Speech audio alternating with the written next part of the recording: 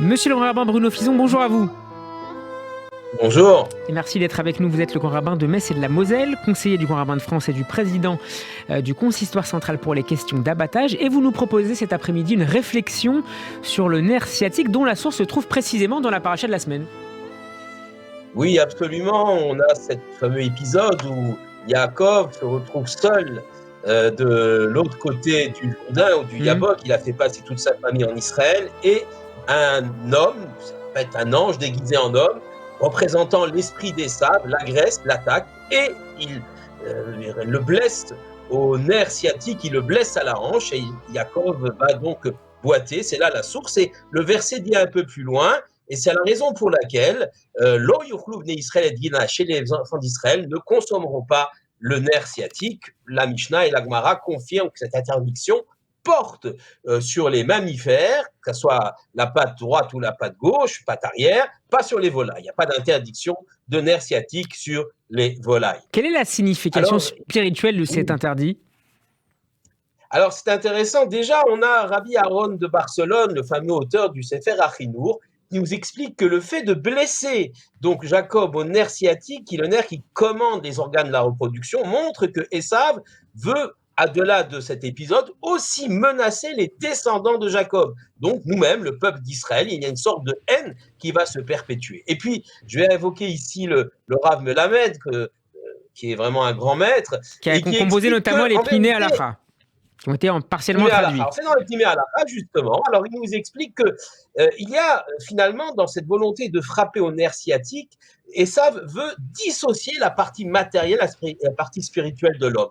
En vérité, un homme a une partie spirituelle, son esprit, son cerveau, et puis une partie matérielle, ses jambes, qui le permettent d'agir ici dans ce monde. Pour Ésaü, ce n'est pas possible. Il ne peut pas y avoir de valeur spirituelle ici-bas. Ce que Israël représente, c'est-à-dire la volonté de mettre un peu plus de spiritualité, de l'éthique, de la morale dans le monde qui nous environne, cela, c'est pas possible. Et donc, il frappe justement à l'endroit de la jonction entre la partie haute, si on peut dire, qui représente la spiritualité de l'homme, et la partie basse, qui, elle, représente la matérialité. Et ça veut bien encore que les Juifs restent le peuple du livre, mais il ne veut absolument pas que les Juifs se mêlent de l'organisation matérielle du monde. Un petit mot, monsieur le rabbin, sur la procédure technique du Nikour, de l'ablation justement de ce nerf.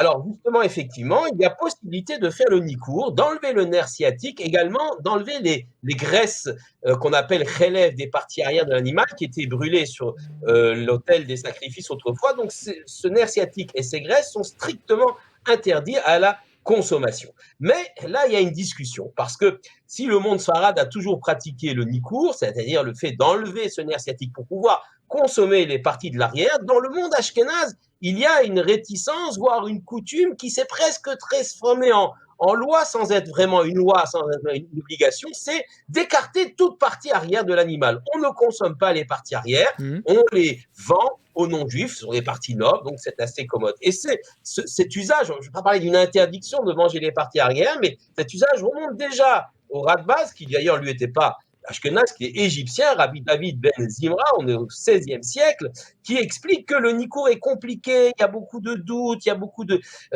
risques de faire manger des parties interdites, il vaut mieux s'abstenir de manger les parties arrière, et c'est le fameux Shla Kadosh, le Rabbi Horowitz, donc on est également déjà cette fois-ci début du XVIIe siècle, qui explique que effectivement il est raoui linhog kacha, il dit c'est bien de faire ainsi et de ne pas consommer les parties arrière.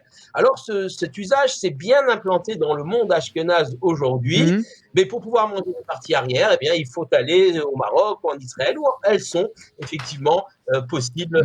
On peut alors les consommer. Merci beaucoup, monsieur le rabbin Bruno Fison. On peut vous réécouter notamment sur notre page YouTube. Shabbat Shalom. À la semaine prochaine. Shabbat Shalom.